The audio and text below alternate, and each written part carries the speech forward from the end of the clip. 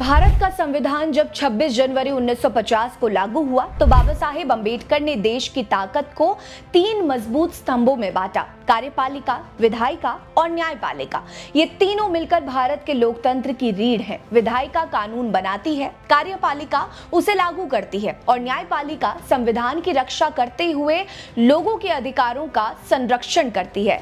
लेकिन क्या हो जब देश की रक्षा करने वाले ये 3 स्तंभ आपस में टकरा जाएं?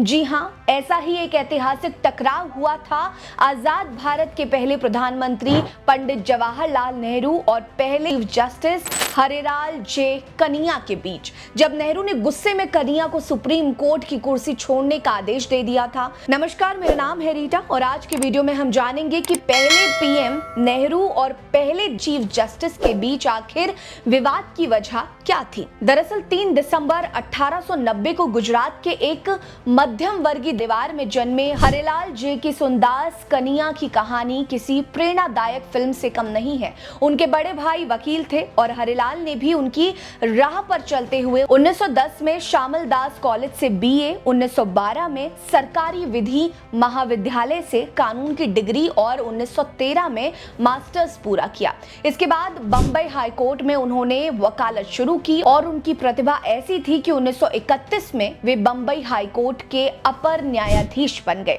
1944 और 1945 में उन्होंने कार्यवाहक मुख्य न्यायाधीश की भूमिका भी निभाई। 20 जून 1946 को वो संघीय न्यायालय के सहयोगी न्यायाधीश बने और 14 अगस्त 1947 को वो संघीय न्यायालय के मुख्य न्यायाधीश बन गए। जब 26 जनवरी 1950 को भारत का संविधान लागू हुआ तो राष्ट्रपति डॉक्टर राजेंद्र प्रसाद ने उन्हें देश का पहला चीफ जस्टिस नियुक्त किया। एक दलित का देश के सर्वोच्च न्यायिक पद तक पहुंचना उस समय गर्व का पल था। लगा कि अब दलितों की आवाज को नया बल मिलेगा। लेकिन किसे पता था कि ये गौरवशाली शुरुआत एक बड़े विवाद में बदल जाएगी। जी हां, आजादी के ठीक बाद देश के पहले प्रधानमंत्री और तत्कालीन सीजीआई हरिलाल जे की सुंदास कनिया के बीच कई मुद्दों पर मतभेद रहे। पूर्व सीजीआई डीवाई चंद्रचूड़ के बेटे अभिनव चंद्रचूड़ की किताब सुप्रीम विस्पर्स इस ऐतिहासिक टकराव की रोचक कहानी बयां करता है। बात 1950 की है, जब संविधान लागू होने के बाद देश भर में जजों की नियुक्तियां हो रही थी। चीफ जस्टिस कनिया ने मद्रास हाईकोर्ट के लिए कुछ जजों की सिफारिश की, लेकिन जब ये सिफारिश पंडित नेहरू तक पहुंची तो उनका पारा चढ़ गया। नेहरू को लगा कि देश के सर्वोच्च न्यायिक पद पर बैठा व्यक्ति इस तरह की सिफारिश कैसे कर सकता है। उन्होंने इसे छोटी मानसिकता का सबूत माना और गृह मंत्री वल्लभ भाई पटेल को चिट्ठी लिखकर उनसे कहा कनिया को कहें कि वे अपना पद छोड़ दें। नेहरू और पटेल चाहते थे कि जस्टिस बशीर अहमद सैयद को मद्रास हाईकोर्ट का स्थायी जज बना दिया जाए, लेकिन कनिया इसके खिलाफ थे।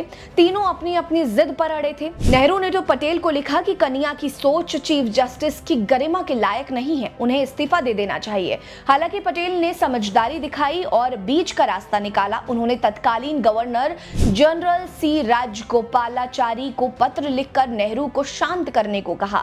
साथ ही कनिया को समझाया कि अगर मुस्लिम जज की नियुक्ति नहीं हुई तो ये सांप्रदायिक मुद्दा बन सकता है, जिसके बाद आखिरकार कनिया ने बशीर अहमद सैयद को स्थायी जज बनाने की सहमति दे दी। ये पहली बार नहीं था जब कनिया के फैसले से सरकार असहज हुई थी।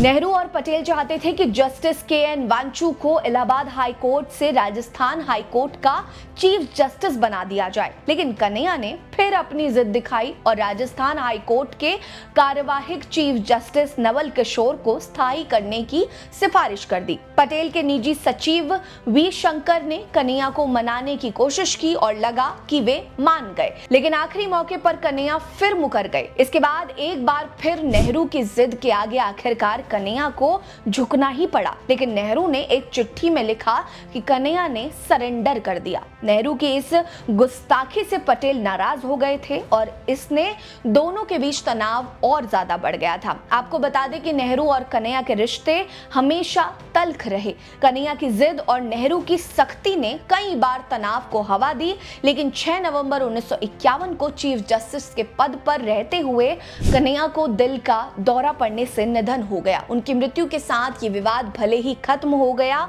लेकिन नेहरू और कन्हैया की तकरार आज भी इतिहास के पन्नों में जिंदा है। हरिलाल जे कन्हैया देश के पहले चीफ जस्टिस बने, लेकिन उनकी जिद और नेहरू की सख्ती ने इतिहास में एक ऐसी कहानी लिख दी जो आज भी हमें सोचने पर मजबूर कर देती है। आपको हमारी ये वीडियो कैसी लगी हमें कमेंट सेक्शन में जरूर बताएं। साथ ही वीडियो को लाइक कर लीजिए, चैनल को जरूर सब्सक्राइब करिएगा। हमारे साथ बने रहिए। नमस्कार।